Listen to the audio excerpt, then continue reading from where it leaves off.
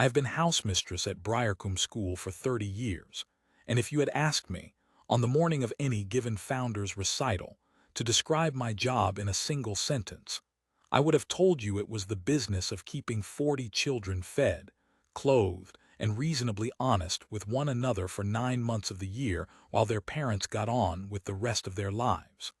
I would not have told you it was the business of watching a person become visible. I did not know, that particular October, that this was also part of the work, that it had perhaps always been part of the work, and I had simply never been given cause to notice it before. I am not, by training or temperament, a sentimental woman. 30 years of running a boarding house teaches you, if nothing else, a certain briskness about the daily catalogue of childhood, the scraped knees, the homesickness, the small dramas of friendship formed and broken and reformed within a single term. I had learned, long before that October, to love the children in my care without permitting myself to be undone by them, because a housemistress who is undone by every child's private grief very quickly has nothing left to offer any of them at all. I say this only so that you understand I do not tell what follows as a woman inclined to overstate what she witnessed. I have sat through 30 years of school concerts, 30 years of nativity plays and sports days and prize givings, and I had come, by that October, to think I understood the full range of what a Briarcombe morning could contain. I did not.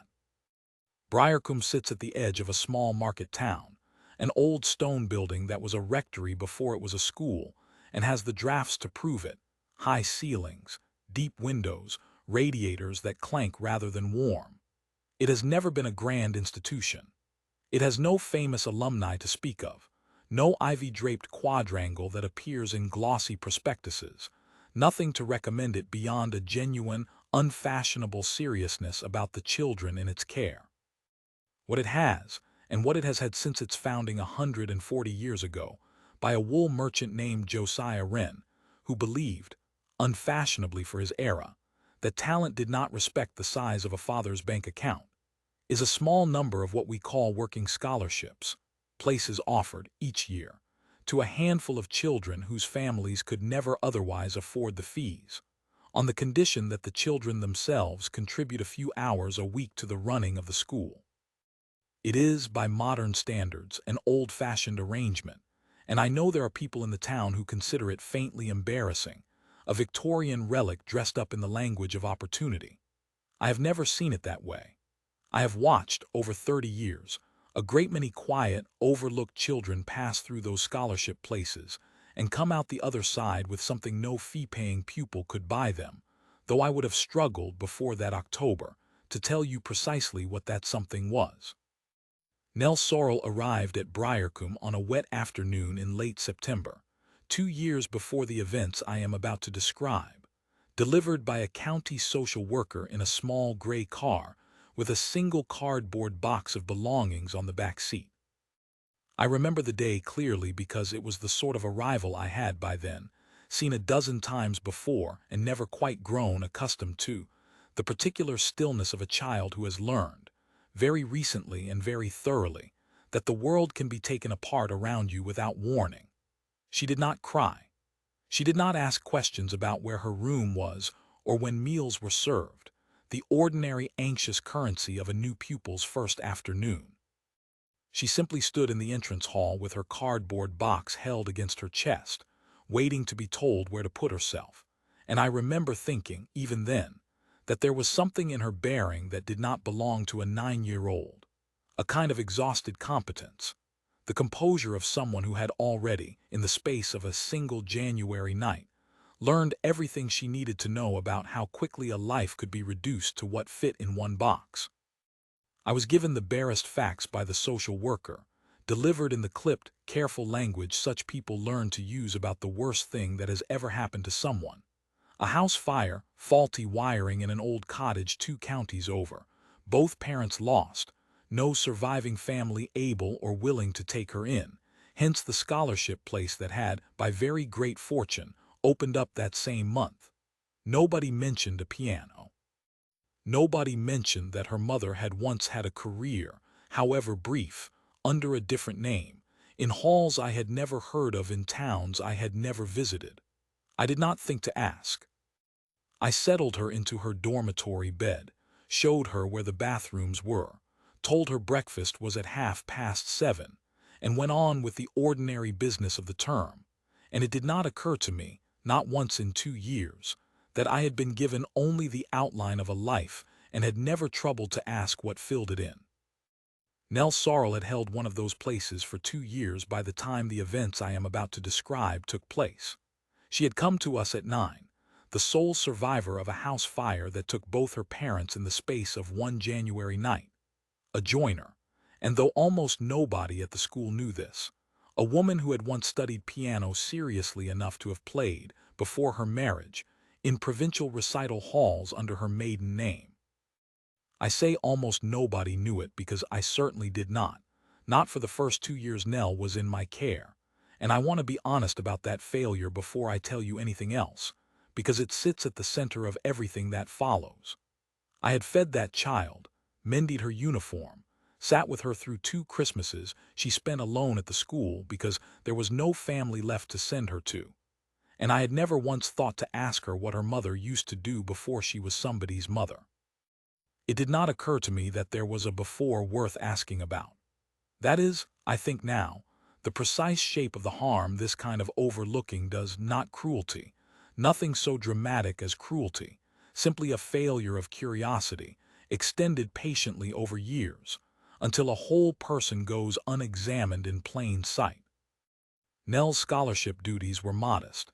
She helped in the kitchens 2 evenings a week, and on Fridays she cleaned the music room, sweeping the floor, dusting the upright piano the younger pupils practiced scales on, straightening the sheet music the older ones left scattered across the stands. She did this work the way I had watched her do everything since she arrived. Quietly, thoroughly, without complaint, and I had always assumed, without much feeling about it either way. She was not an unhappy child exactly, but she held herself at a small remove from the rest of the school, not sullen, not friendless, simply careful, in the way I have seen in a certain kind of child who has learned very young that the ground can give way beneath you without warning, and has decided, sensibly enough, to keep her weight distributed evenly at all times. The Founders' recital fell, that year, on the second Saturday of October, as it always did, and it was, without question, the single most important day on the Briarcombe calendar. It commemorated the wool merchant's original bequest, and it served, this was the part nobody said aloud but everybody understood, as the annual occasion on which the school's continued funding for the working scholarships was, in effect, decided. Once a year, a distinguished figure from one of the conservatories was invited down to hear the school's most promising pupils play, to select 2 or 3 for a public showcase recital the following spring, and to file a report with the school's trustees that weighed, more heavily than anyone liked to admit, on whether the scholarship program would be renewed for the year to come. It was, in short, the one day when Briarcombe performed itself for an outside judge, and the whole institution, staff, pupils, parents, even the building itself, freshly swept and polished for the occasion, turned itself toward making the best possible impression. That year the examiner was a man named Dr. Bertram Holloway, a name I had heard mentioned in the staff room with a particular note of caution in the weeks beforehand. He held a senior position at one of the London conservatories, had examined for Briarcombe twice before in years past, and had, by reputation, exacting standards and very little patience for what he termed, in a phrase I heard second-hand from the headmaster and never forgot, sentimental scholarship material, pupils, in other words, who he suspected had been admitted more for the story of their circumstances than for any genuine musical gift. I do not think he was a cruel man by nature, in the ordinary sense of the word. I think he was a tired one, of the particular kind that decades of hearing mediocre auditions produces in even the most well-intentioned examiners, and tiredness of that sort curdles, given enough years, into a kind of preemptive contempt that no longer bothers to wait for evidence. I had met him myself on both of his previous visits, and I remembered him, if I am honest, without any great warmth. A precise, faintly weary man who conducted his auditions with the clipped efficiency of someone working through an unpleasant but necessary chore, and who had, on his last visit 3 years before, dismissed a promising young cellist from one of our fee-paying families with a single sentence, so cutting that the boy's mother had complained formally to the trustees, and the family had withdrawn him from Briarcombe entirely the following term. He was, in other words, a known quantity by the time that October came around, and the staff room had spent no small part of the preceding fortnight rehearsing, half in jest and half in genuine anxiety, which of that year's pupils were most likely to catch the sharp edge of his attention, and which might, with luck, pass beneath his notice unscathed.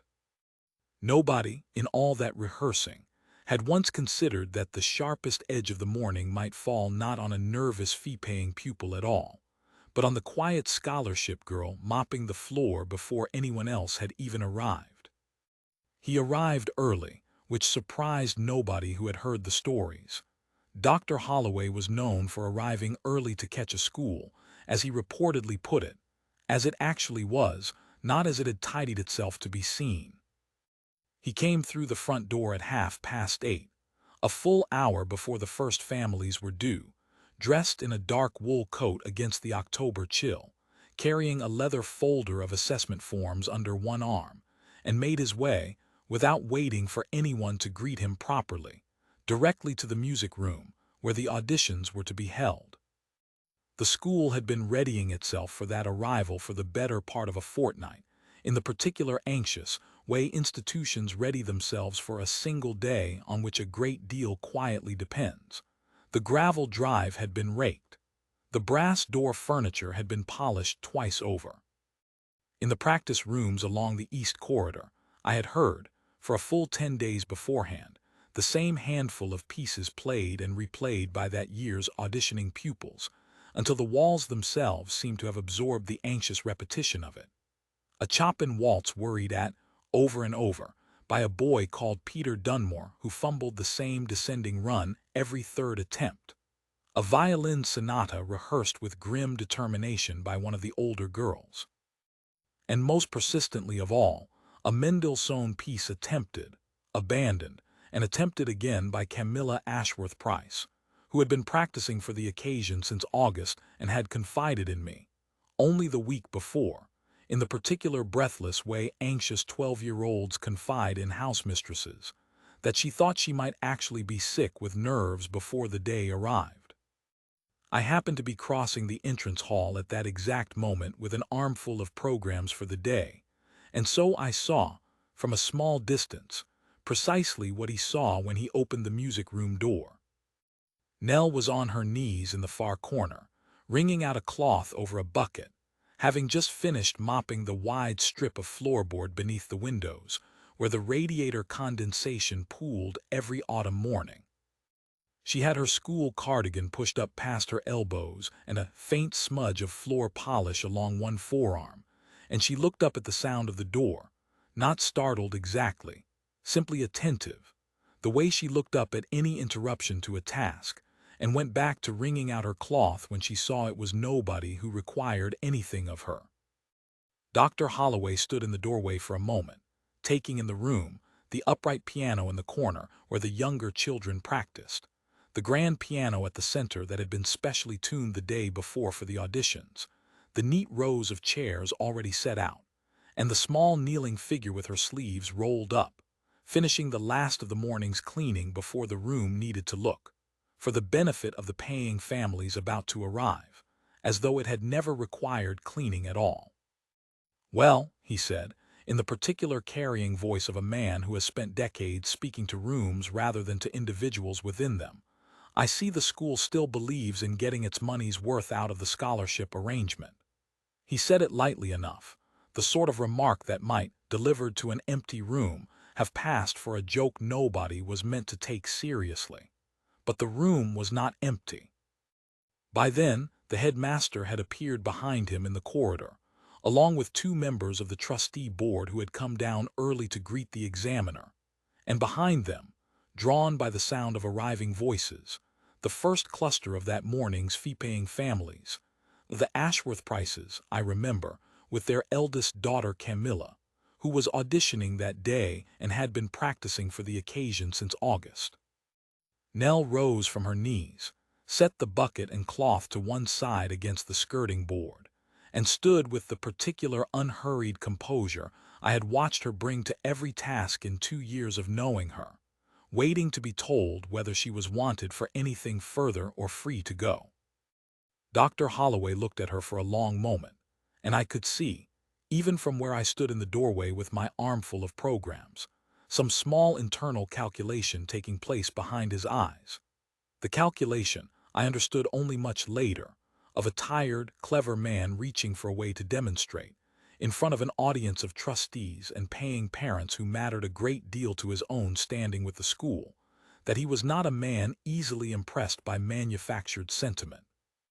"You're the cleaning girl, I take it," he said to her, not unkindly in tone but entirely without the courtesy of a name attached to the question, as though the category explained the person and no further particulars were required. "Yes, sir," Nell said. 2 words. She did not elaborate, and I understood, watching her, that this was not shyness but simple economy. She had learned, in the way certain children learn very early, that offering more than was asked of you rarely improved a situation and sometimes made it worse. "Well," Dr. Holloway said, and here the calculation I had watched cross his face resolved itself into words, delivered to the small gathering crowd in the corridor with the easy confidence of a man, accustomed to having his observations received as entertainment. "Since you're already here, and since I have a quarter of an hour to fill before the real business of the morning begins, why don't you give us something simple on that piano, warm the room up for the genuine auditions? I'm sure even the cleaning staff have picked up a tune or two, sweeping past it often enough." There was laughter. I want to be honest about that, because it is the detail I find hardest to forgive, even now, even knowing how the morning ended. It was not cruel laughter, not the laughter of people who wish the child harm. It was the softer, more insidious laughter of a room agreeing, almost without noticing it was agreeing, that the joke was a reasonable one to make, that a scholarship girl with a mop in her hand was a fair target for a little gentle sport before the serious business of the day began. Mrs. Ashworth Price laughed. One of the trustees laughed. I did not laugh, but I did not say anything either, and that failure sits alongside my 2 years of incuriosity as a thing I have had to make my peace with since. I have asked myself many times in the 2 years since what I might have said if I had found the nerve to say anything at all, some small, firm correction, delivered before the whole gathering crowd, that might have spared Nell the indignity of standing there, singled out, while a room of comfortable adults decided together that she was a fit subject for their amusement. I did not find that nerve that morning. I have tried, in smaller ways since, to find it more readily when it is next required of me, though I do not flatter myself that I have always succeeded. The headmaster, to his credit, made a small motion as though to intervene. I saw his hand lift slightly from his side, the beginning of some word forming, but one of the trustees standing beside him, an older gentleman notorious for his devotion to Dr. Holloway's judgment on all matters musical, laid a restraining hand briefly on his arm, a silent counsel to let the moment play out rather than risk offending the examiner on whose good opinion so much of the school's coming year depended. I understood, watching that small exchange, precisely how these things happen, not through any single person's malice, but through a whole chain of individually reasonable hesitations, each one small enough to excuse on its own, that together produce exactly the kind of casual cruelty nobody in the room would have claimed, if asked directly, to endorse. Nell did not laugh. She did not flinch either, in any way I could see. She looked at Dr. Holloway for a moment with an expression I could not entirely read, not hurt, not defiance, something closer to a private, unhurried weighing of a decision, And then she walked past the bucket and cloth she had set down, crossed the room to the grand piano that had been tuned the day before for pupils considerably more celebrated than herself, and sat down on the bench. I remember thinking, in the strange suspended way you notice small physical details in a moment, your instincts have already flagged as significant before your conscious mind catches up, that she adjusted the bench before she did anything else, reached beneath it, found the little wheel that raises and lowers the seat, and turned it twice, with the unhurried precision of someone who had done that exact motion so many times it no longer required thought. I had watched her dust that piano every Friday for 2 years. I had never once seen her sit at it. She began exactly where she had been told to begin. What came out of the piano first was nothing more than a five-finger exercise, the sort of plain, mechanical pattern every beginner is set in their first month of lessons. 5 notes up, 5 notes down, a scale so basic that half the younger pupils in the corridor could have played it themselves.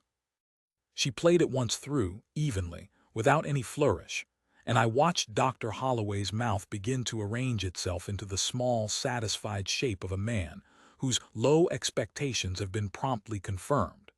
He glanced sideways at the nearest trustee, the beginning of some dry remark visible at the corner of his mouth. He did not get to make it, because on the second pass through that plain little exercise, something in Nell's left hand began, so gradually that I could not afterward have told you the precise note where it happened, to widen. I do not read music, and I could not have told you, standing in that doorway, what she was doing to that simple five-finger pattern to make it change the way it changed.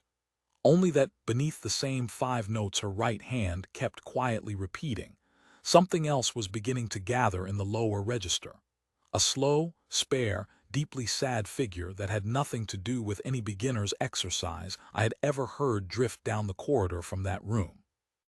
It was as though the plain scale had been a single narrow path, and something enormous and patient was opening up on either side of it, revealing that the path had, all along, been laid across the top of a much larger, much older piece of ground. There was a moment, I have gone back to it so many times since that I am no longer entirely sure I remember it accurately, or whether I have simply told myself the story of it so often that memory and reconstruction have become the same thing, where the exercise and the piece it was becoming seemed to exist simultaneously, the plain 5 notes still faintly audible beneath the gathering harmony like a single thread visible through a cloth being woven around it, and I understood, watching her small, unhurried hands, that she was not abandoning what she had been told to play. She was keeping her word entirely. She had been told to give the room something simple, and she had done exactly that. She had simply declined to stop there, the way a person telling the truth might decline to stop at the smallest, least revealing version of it, once they have found, unexpectedly, that someone is finally listening. Dr. Holloway's half-formed remark died somewhere behind his teeth. I watched it happen, watched the dry, satisfied shape of his mouth simply stop, mid-formation, and something else move in behind it, something closer to confusion, and then, within another handful of bars, something closer still to attention. The five-finger exercise did not so much end as dissolve, the way morning mist dissolves not by vanishing all at once, but by being slowly, entirely absorbed into the light around it. What was left once it had gone was something I would learn afterward was the slow movement of a Beethoven sonata. The Adagio cantabile, the music teacher told me later, from the Pathétique. Though at the time I knew none of that, I knew only that the room around me had gone, in the space of perhaps 20 seconds, from a corridor full of half-listening adults exchanging glances over a child's small joke of a performance to something else entirely, a silence with weight to it. A silence you could have set a hand on. I want to try to describe what it was like to stand in that corridor and listen to an 11-year-old girl play that piece, because I have turned it over so many times since, and I am still not sure I can do it justice. It was not virtuosic in the way I imagine a professional pianist's playing might strike an expert ear. I understood later, from people who do know these things, that there were small technical roughnesses in it, places where a trained adult hand might have shaped a phrase with more polish. None of that mattered in the slightest, standing there. What mattered was that every single note she played sounded as though she meant it, not performed, not demonstrated, simply meant. The way you mean a thing you say to someone you love when there is no one else in the room to overhear you and no reason left to guard it. The melody moved with a kind of patient, unhurried tenderness, rising and falling in long, unbroken lines.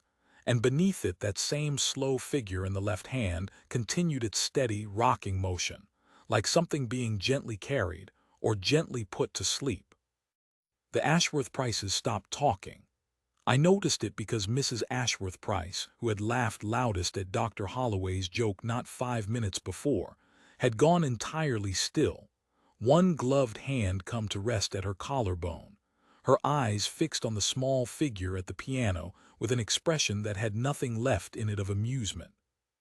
Camilla, who was to audition that morning and had been rehearsing her own piece with visible nerves in the corridor for the past half-hour, had stopped fidgeting with the edge of her sheet music entirely, and stood with her mouth very slightly open, watching Nell's hands with the specific, hungry attention of a child recognizing, for the first time, what the thing she herself had been practicing toward might actually sound like in someone else's hands.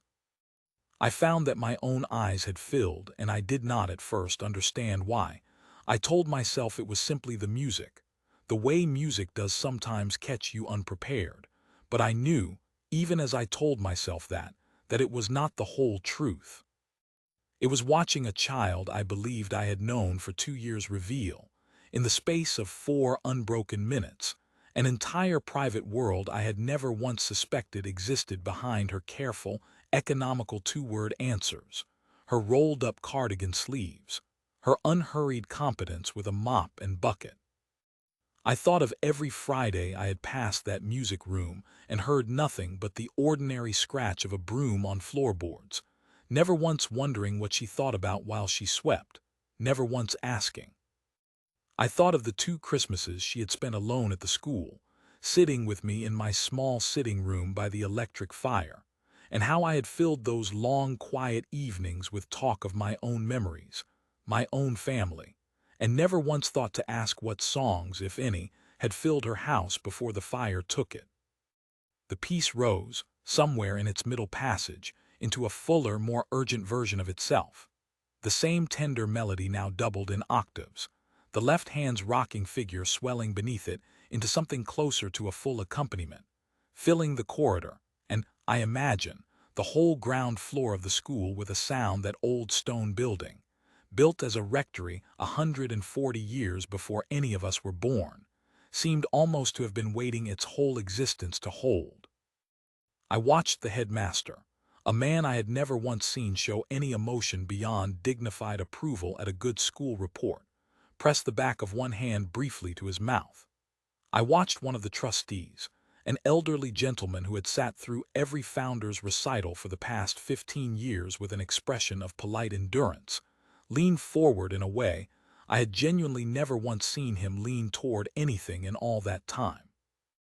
I found myself standing there with my armful of forgotten programs, thinking of my own husband, dead 11 years now, who had loved this school with an unsentimental fierceness I had never entirely understood until I stood alone in it without him. He had not been a musical man. I do not think he could have named the piece Nell was playing any more than I could. But he had believed, in the plain, stubborn way he believed most things, that a school's whole purpose was to notice what a child could not yet say about themselves, and to make room for it before the child learned to stop expecting anyone to look. I had thought in the years since his death that I understood what he meant by that. Standing in that corridor, I understood I had only half understood it, and that the other half had been waiting, patiently, for a morning exactly like this one to finish teaching me. Further down the corridor, I noticed Peter Dunmore, the boy who had fumbled the same descending run in his chop-in waltz a dozen times that fortnight, standing with his sheet music forgotten at his side, his mouth very slightly open, watching Nell's hands with an expression that had nothing of rivalry in it at all, only a kind of stunned, uncomplicated recognition, the look of a 12-year-old glimpsing, for the first time, the actual distance between diligent practice and whatever it was that was happening at that piano. Behind him, one of the younger scholarship boys, a 9-year-old named Freddie who helped in the kitchens on the same evenings as Nell and had never, so far as I knew, exchanged more than a dozen words with her, had drifted out of the dining hall entirely, drawn by the sound, and stood now at the edge of the gathered crowd with his small chin lifted, listening with the fierce, unembarrassed concentration only very young children still permit themselves in public. And I watched Nell herself, because it was Nell I could not stop watching, even as the music built around her into something almost too large for that corridor to contain. She did not look at any of us. Her eyes were fixed somewhere just above the keys, unfocused, entirely inward, and there was nothing in her small, familiar face of performance. No theater, no awareness of being watched at all, only the complete private absorption of a person who has, for the length of a single piece of music, gone somewhere the rest of us could not follow her, and had, for reasons none of us yet understood, chosen that particular morning in front of that particular audience to let us hear it happen. The piece began at last to quiet, the octaves thinning back toward the single melodic line it had grown from, the rocking figure in the left hand slowing, softening, until what was left in the final handful of bars was very close to the plain, unadorned tenderness of where the whole thing had begun, before either the five-finger exercise or the adagio, before any of us in that corridor had understood we were about to be shown something we had no right to expect from a child with a mop in her hand. She let the final chord ring out its full length, did not hurry to lift her hands from the keys, and then, when the sound had entirely died away into the ordinary hush of an old building on an October morning, she folded her hands in her lap and sat, very still, looking at nothing at all. The silence that followed was, I think, the longest silence I have ever stood inside. Nobody in that corridor seemed to know what to do with it. We are none of us, I have come to think, well practiced at silences of that particular size. We know how to applaud a pleasant performance, how to fill an awkward pause with polite conversation, but none of the ordinary social machinery seemed adequate to what had just happened. And so for 4 or 5 long seconds nobody did anything at all. We simply stood, a corridor full of adults and children alike, looking at a small girl in a cardigan with her sleeves still pushed up past her elbows, entirely undone by what we had just heard from her.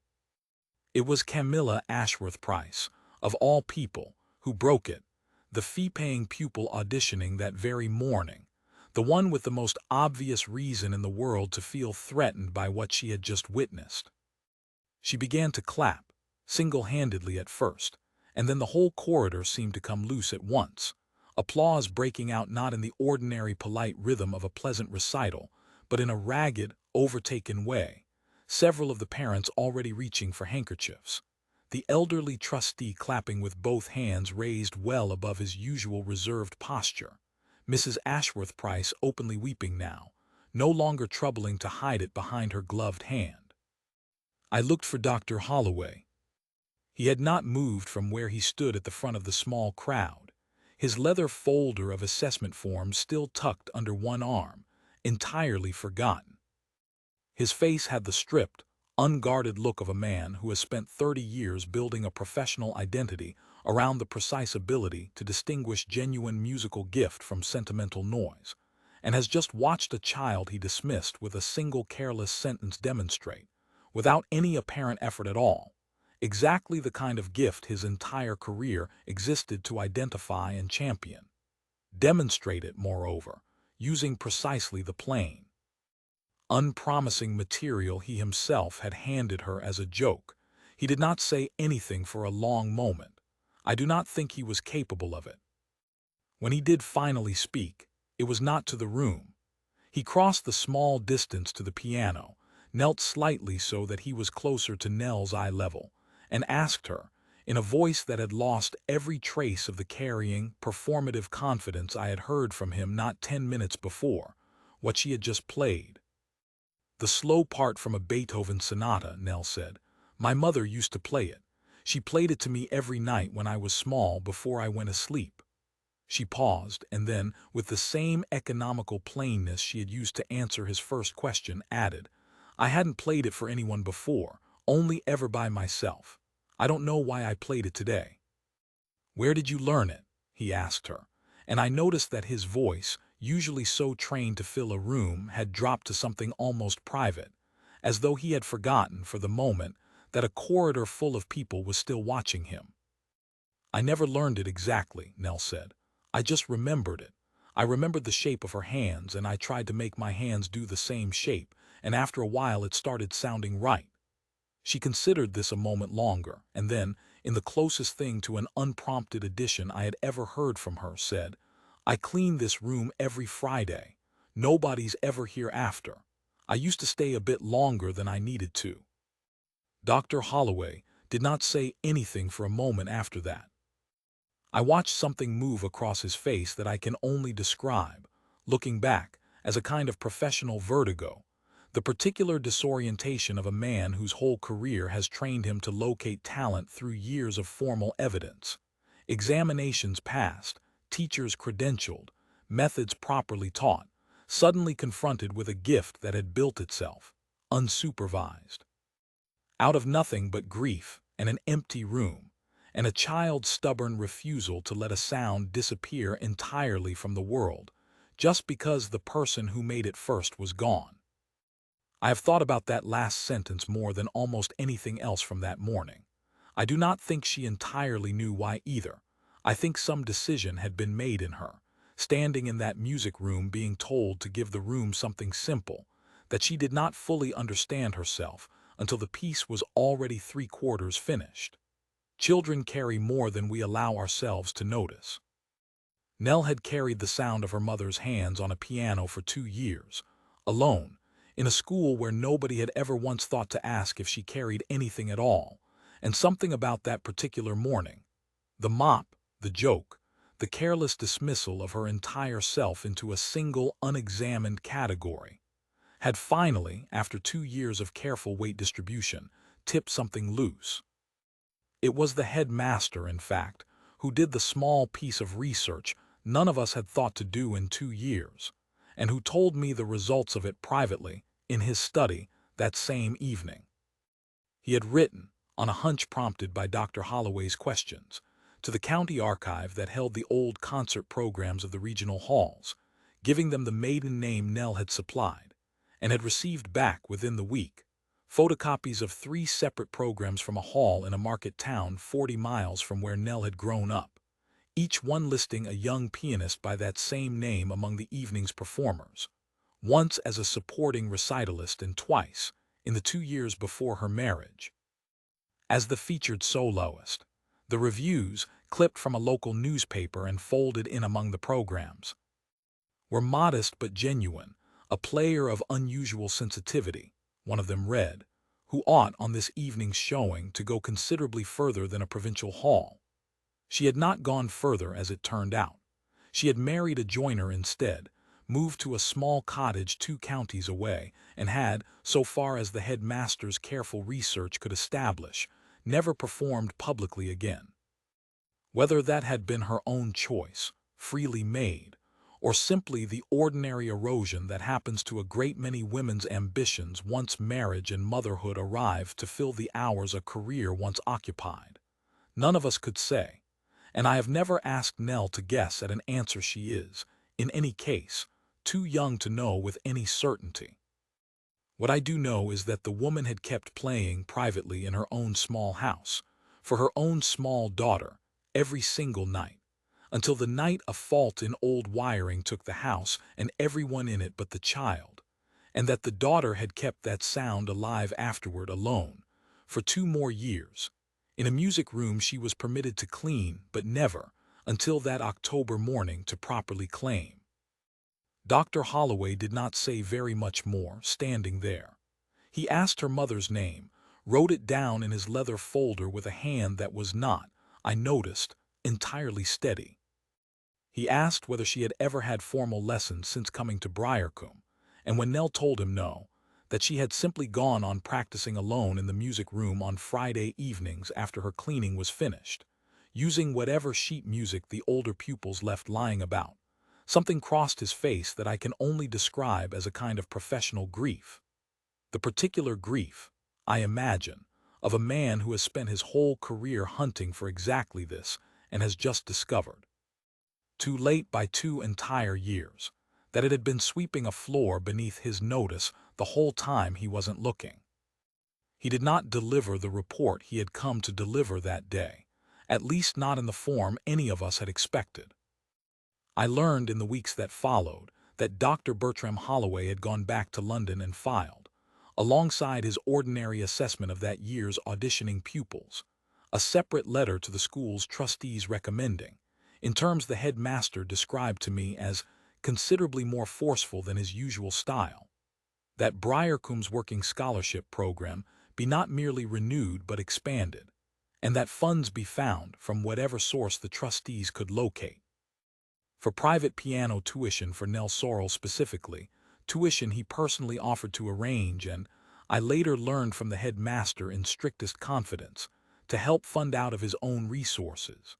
He also, in a smaller and in some ways more remarkable gesture, wrote a private note to Nell herself, which she showed to no one but me, and which she has kept, as far as I know, ever since. I do not know exactly what it said. I know only that when she read it, alone with me in my sitting room some weeks later, she cried for the first time I had ever seen her cry in 2 years of knowing her, and that afterward, for the first time in 2 years, she talked to me, haltingly, in fragments, the way children do when a door that has been shut a long time is finally opened rather than forced, about her mother, and about the sound of that same adagio drifting through a small house that no longer exists, and about the terrible, unbearable silence that had followed it for 2 years afterward, a silence she had never once, until that October morning, found any way to break. We sat together a long while that evening, the electric fire ticking in its usual way, and she told me things in no particular order, that her mother had always played with her eyes closed, that she had never once, in 9 years of listening, seen her mother look at her own hands while they moved across the keys, that the piano in their cottage had been an old upright with one key that stuck, a fault her father had promised for years to mend and never quite got round to, that in the weeks after the fire, in the temporary foster placement that had held her for the 6 anxious months before Briarcombe's scholarship place came through, she had gone looking, in a charity shop near the foster family's house, for any piece of sheet music with her mother's maiden name printed anywhere on it, and had found nothing, and had understood, in the particular clear-eyed way children understand permanent things, that whatever her mother had once been to a concert hall full of strangers had simply ended with her, unrecorded, unless Nell herself found some way to carry it forward. That, she told me, was the nearest she had ever come to explaining to herself why she had gone on practicing alone in the Briarcombe music room every Friday evening for 2 years, telling no one, asking no one, simply keeping the sound alive in the only place left that it could still exist.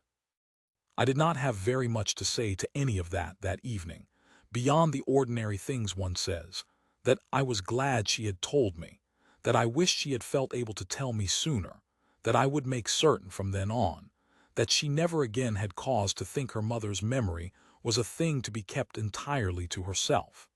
I do not know how much of that landed with the weight I intended it to carry. But I have watched her, in the 2 years since, grow steadily less careful about distributing her weight evenly across a room, steadily more willing to let people see what she is actually thinking before she has first calculated whether it is safe to show them. And I choose to believe that evening by the electric fire had some small part in that change, even if the largest part, by far, belongs to a single unplanned performance in a music room she had only ever expected to clean. I do not know what became, in the end, of Dr. Holloway's carefully guarded professional reputation for exacting standards and low tolerance for sentiment. I suspect it survived largely intact, since men of his sort tend to absorb even their own undoing into the larger story of their discernment, and I have no particular quarrel with that, so long as the tuition arrangements he set in motion continue, which so far as I know they have. I think of him now not as the man who made that unkind joke in the corridor, though I have not forgotten that either, but as the man who kneeled afterward to a child's eye level and asked her, with something close to genuine humility, what he had just heard, a small enough gesture perhaps against the scale of what he had first done, but a more honest one, I have come to believe, than any public apology could have been, because it cost him something no audience was there to witness him paying. The rest of that founder's recital day did, eventually, proceed, though I do not think anyone who was in the corridor that morning experienced the auditions that followed in quite the ordinary spirit they were intended. Peter Dunmore played his Chopin waltz shortly before 11, and for once in a fortnight of nervous rehearsal, did not fumble the descending run that had troubled him all week. He told me afterward, with the particular solemnity of a boy trying to explain something he did not fully understand himself, that he had simply stopped thinking about getting it right and started thinking instead about what Nell's hands had looked like, and the run had somehow taken care of itself.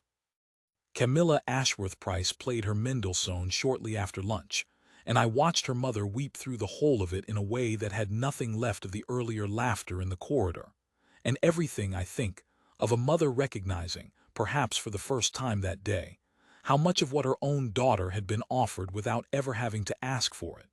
The lessons, the tuned piano, the 8 years of encouragement, had simply never been available to the small girl who had spent that same morning on her knees with a mop before any of it began. In the staff room that evening, over the tea we always shared once the last family had driven away and the chairs had been stacked, there was a good deal of quiet, careful conversation about the morning, most of it circling, in one way or another, around the same uncomfortable question none of us wanted to ask aloud in plainer terms. How many other Nells had passed through Briarcomb's working scholarship places in the school's long history, swept a floor or peeled a potato or laid a table, and gone on their way at 18 without anyone ever once thinking to ask what else they carried? Nobody had a satisfactory answer. The music master admitted, with visible discomfort, that he had heard someone practicing alone in the locked music room on several Friday evenings over the past 2 years, and had assumed, without checking, that it was one of the fee-paying pupils who had been given a key for extra practice, never once suspecting the sound belonged to the girl whose job it was merely to clean the room afterward. I said nothing that evening about my own 2 years of unasked questions, though I thought of little else.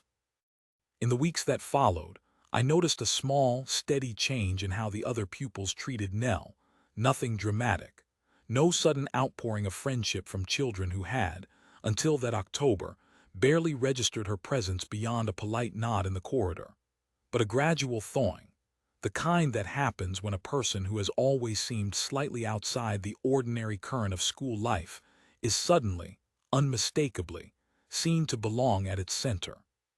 Freddie, the 9-year-old who had drifted out of the dining hall to listen that morning, took to walking with her to the kitchens on their shared evening duties, and I would sometimes hear the two of them talking in the low, companionable murmur of children who have found, almost by accident, that they have more in common than either expected.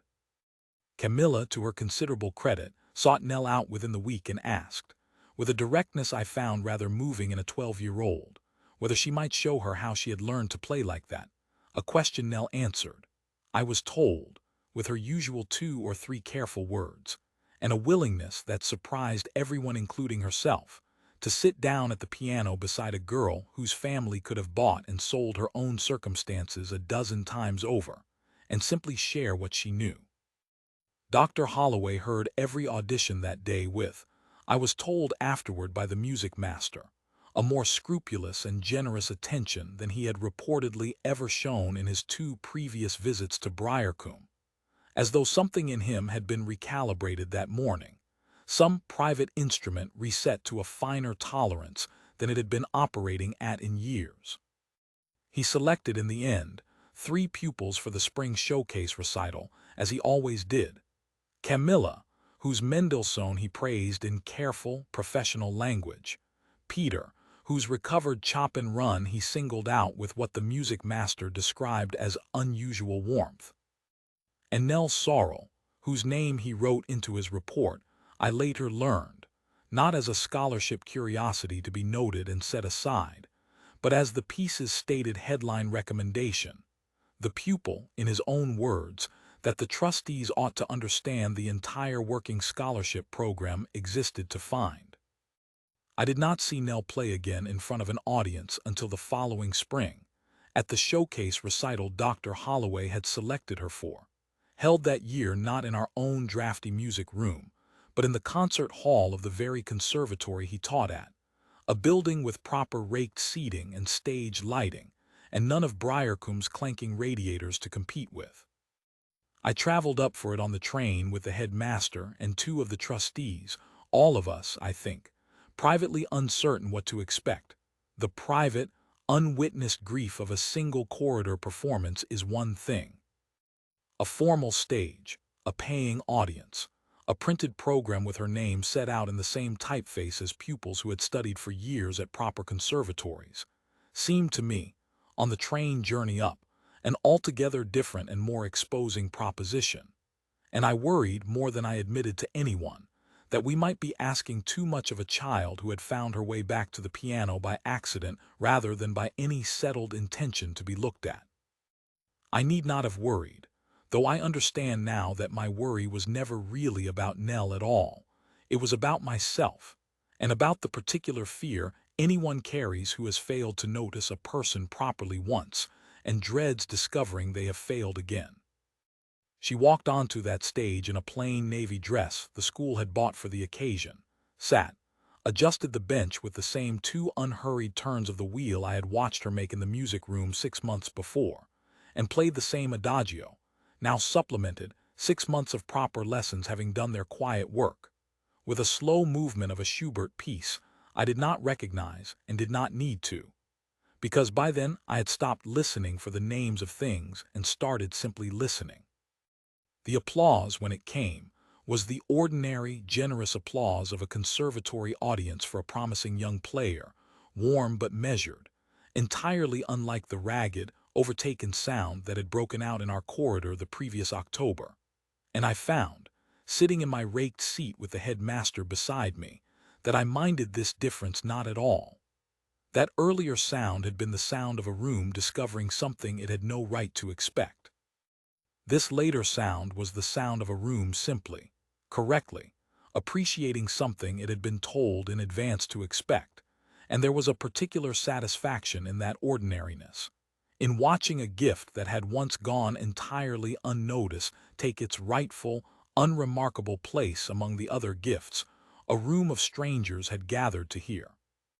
Afterward, in the crowded foyer, Dr. Holloway found me among the small knot of Briarcombe staff and trustees waiting to congratulate her, and said only, without any of the ceremony I might have expected from him after everything that had passed between us that year, that he thought he had learned more from one 11-year-old girl with a mop in her hand than from the better part of a career spent listening for exactly what she had turned out to have. I did not know in the moment quite how to answer that, and I am not certain even now that any answer was required of me. Some admissions are not questions.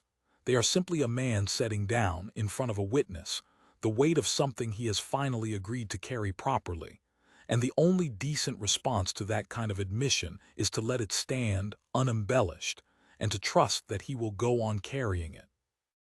I still hear, some Friday evenings, the ordinary scratch of a broom against the floorboards as one working scholarship child or another finishes their duties before the room is locked for the night, and I no longer walk past that sound without wondering, at least for a moment, what particular private world might be moving quietly along beneath it, unexamined, waiting only for someone to think to ask. I have been housemistress at Briarcombe for 30 years. I had thought before that October that I understood the whole of what the job required of me. I understand now that there was a part of it I had never once properly attended to.